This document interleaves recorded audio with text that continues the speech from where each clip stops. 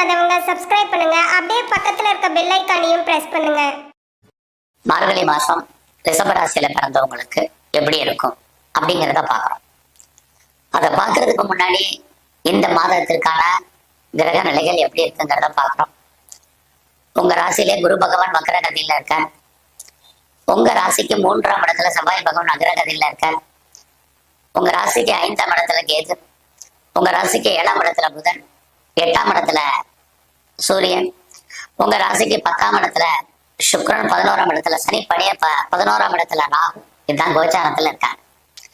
இந்த மாதம் பாத்தீங்கன்னா உங்க ராசிநாதன் சுக்கிர பகவான் அவர் முதல்ல மகர ராசியில இருக்காரு. உங்க ராசிக்கு 9ஆம் இடத்துல.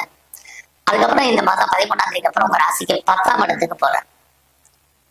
அடுத்து பாத்தீங்கன்னா புதன் இந்த மாதம் 20ஆம் தேதி வரைக்கும் உங்க ராசிக்கு 7ஆம் இடத்துல இருக்கக்கூடிய புதன் 20ஆம் தேதிக்கு அப்புறம் 8ஆம் இடத்துக்கு போறார். ஆக 2 கிரகங்கள் 4 ராசிகள் வழியாக சஞ்சாரம் பண்றாங்க. இதையெல்லாம் கணக்கில் எடுத்துக்கிட்டு தான் இப்ப எப்படி இருக்கு உங்களுக்கு இந்த மாதம் பலன் நடக்கும், என்ன மாதிரியான நட்பலன்கள், என்ன மாதிரியான கெடுபலன்கள், அதுல இருந்து நாம் மீண்டு வருவதற்கான வாய்ப்புகள் என்ன, இதுதான் நம்ம இப்ப பாக்குறோம். அப்படி பார்க்கிற போது உங்க ராசியிலே குரு பகவான் வக்ரகதியில இருக்க. பொதுவா குரு இருக்கிறதே நல்லதுதான். ஒரு தெய்வ அனுகூலம். வாழ்க்கையில ஒரு மனிதனுக்கு எவ்வளவு கஷ்டங்கள், துன்பங்கள், துயரங்கள், வேதனைகள் இருந்தாலும் அதுல இருந்து மீண்டு வருவதற்கு அவங்க ஜாதகத்துல குரு பகவானுடைய அனுகூலம், அனுக்கிரகம், ஆதிக்கம் வேணும். அட்லீஸ்ட் அவர் பார்வையாக வேணும். அந்த அடிப்படையில பார்க்கிற போது உங்களுக்கு அவர் உங்க ராசியிலேயே இருக்காரு. ஆனா இந்த காலகட்டங்கள் அவர் என்னவாக இருக்காருன்னா வக்ரகதியில அவர் இருக்காரு. அவருமே 3ஆம் இடத்தோட தொடர்புள்ள ரோகிணி நட்சத்திரத்துல இப்ப சஞ்சரிக்கிறார். இந்த வக்ரத்துல இருந்தாலே சில சமயங்கள் தெய்வ அனுகூலம் இருந்தாலும் கூட நம்மளை அறியாத சில சமயங்கள்ல ஒரு பயம், ஒரு பீதி, மனக்குழப்பம் என்பது இருக்கும்.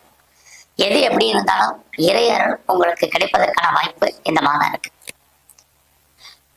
இந்த மாதத்துல உங்களுடைய ராசிக்கு 3ஆம் இடத்துல செவ்வாய் பகவான் அவரும் வக்ரகதியில இருக்கார்.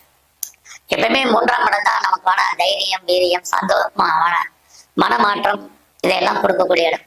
அங்க செவ்வாய் இருக்கிறது உங்களுக்கு இதுவரைக்கும் இருந்த குழப்பமான மனநிலைகள் நீங்க எதையுமே ஒரு தெளிவான சிந்தனைக்கு, தெளிவான முடிவுக்கு நீங்க வருவதற்கான வாய்ப்பு இந்த மாதம் இருக்கு. 3ஆம் இடம் அப்படின்னாலே முயற்சின்னு அர்த்தம். ஸோ கடந்த காலங்கள்ல நீங்க தள்ளி போட்ட முயற்சிகள் எல்லாம் இந்த மாதத்துல நீங்க பண்ணுங்க. நீங்க பண்ண உங்களுக்கு நல்லது ஒரு ஏற்றம், முன்னேற்றம் இருக்கு. ஏன்னா அந்த 3ஆம் இடம் தான் நம்ம எல்லோருடைய வாழ்க்கையில மிகப்பெரிய மாற்றத்தை செய்யக்கூடிய இடம் ஜோதிட சாஸ்திரத்துல. அங்க உங்களுக்கு செவ்வாய் பகவான் இருக்கார். செவ்வாய் பாத்தீங்கன்னா வாழ்க்கையில நமக்கு எப்பயெல்லாம் உங்களுக்கு பிரச்சனைகள், போராட்டங்கள் இருக்கோ அப்பெல்லாம் அதை தீர்ப்பதற்கு யாராவது ஒருத்தர் வருவாங்க. அது இந்த மாதமும் உங்களுக்கு நடப்பதற்கான வாய்ப்புகள் நிறைய இருக்கு.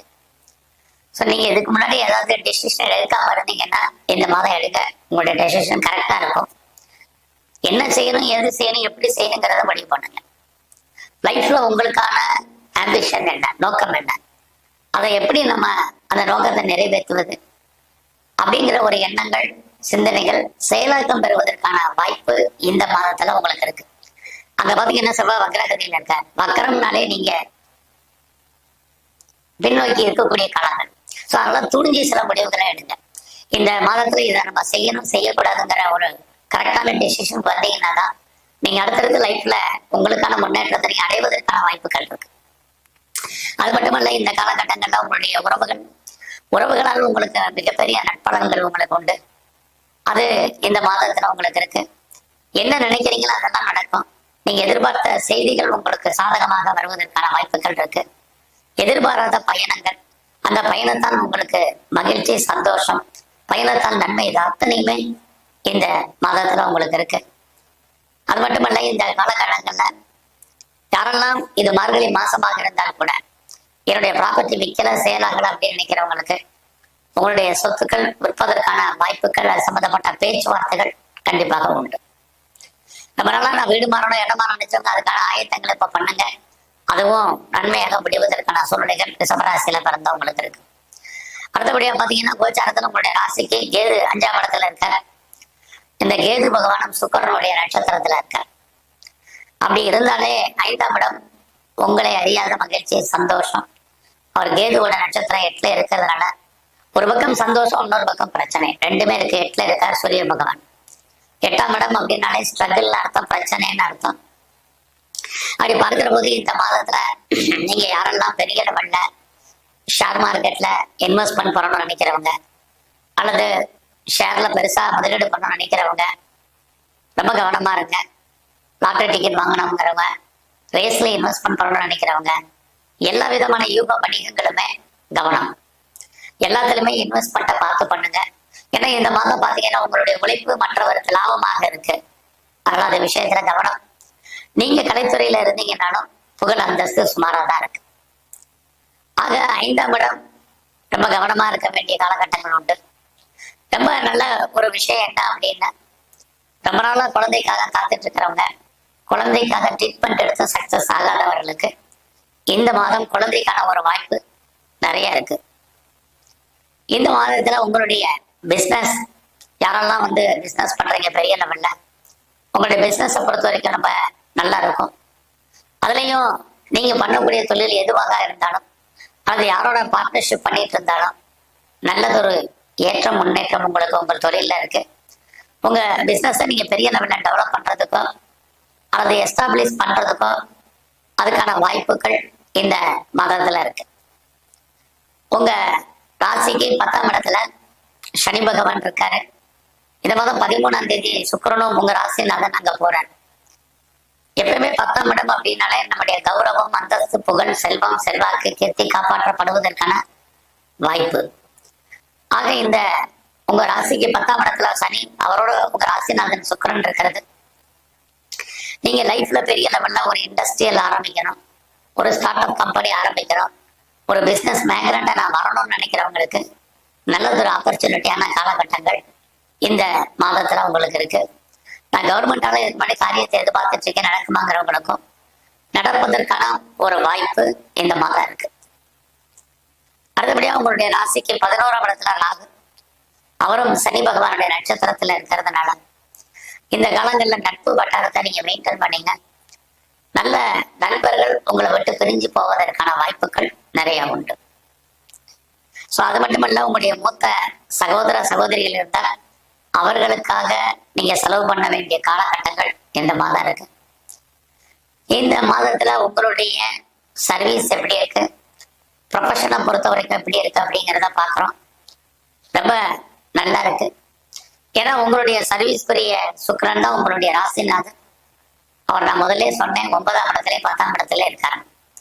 எப்ப இருந்து நல்லா இருக்குன்னா இந்த மாதம் 13ஆம் தேதிக்கு அப்புறம் உங்களுடைய வேலையில நீங்க என்ன நினைக்கிறீங்களோ அது நடக்கும்.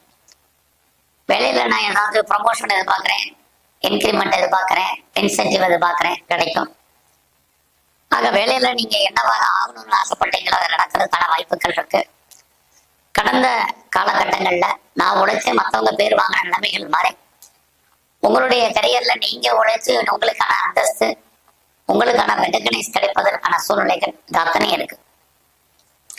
அது மட்டுமல்ல, இந்த காலங்களில் யாரெல்லாம் காம்படிட்டிவ் எக்ஸாமினேஷன் எழுதியிருக்கீங்களோ 13ஆம் தேதிக்கு அப்புறம் நீங்க ரிசல்ட் வந்தா பாஸ் பண்றதுக்கான வாய்ப்புகள், பெரிய லெவல்ல வழக்குகள் இருந்தால் வழக்குகளை வெற்றி அடைவதற்கான வாய்ப்பு, அல்லது அதுல இருந்து நீங்க விடுபடுவதற்கான சூழ்நிலைகள் இது அத்தனையும் உங்களுக்கு இருக்கு.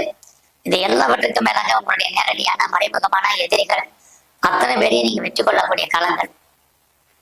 அது மட்டுமல்ல, இந்த 13ஆம் தேதிக்கு அப்புறம் நல்ல வேலையாட்களை எதிர்பார்த்து காத்துட்டு இருக்கவங்களுக்கு அமைவதற்கான சூழ்நிலைகள் இது எல்லாமே இந்த மாதம் இருக்கு. இந்த மாதத்துல உங்களுடைய 5ஆம் இடத்துல கேது இருக்கிறது. ரொம்ப அலர்ட்டாருங்க, யாருக்கும் பணம் கடன் கொடுக்காதீங்க, திரும்ப வருவதற்கான வாய்ப்புகள் ரொம்ப குறைவு. இந்த மாதத்துல பெரிய லெவல்ல உங்களுக்கு கடன் இருக்கு அப்படிங்கிறவங்களுக்கு கடன் குறையும்.